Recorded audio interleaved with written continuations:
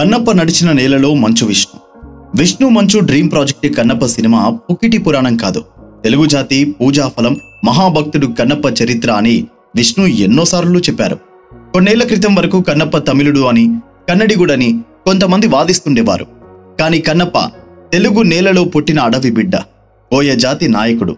కడప జిల్లాలోని ఉడుమూరు అటవీ ప్రాంతం కన్నప్ప జన్మస్థానం. కన్నప్ప అక్కడే పుట్టి పెరిగాడు. కన్నప్పది ఉడుమూరు ప్రాంతమని తెలంగాణకి చెందిన మహాకవి పాల్కురి సోమనాథుడు తన బసవ పురాణంలో కన్నప్ప గురించి రాశారు. ఉడుమూరు కన్నప్ప అని పాల్కురి సోమనాథుడు ప్రత్యేకించి మరీ పేర్కొన్నారు. ఈ మధ్యకాలంలో ఆ ఊరిని కన్నప్ప ఊరుగా గుర్తించారు.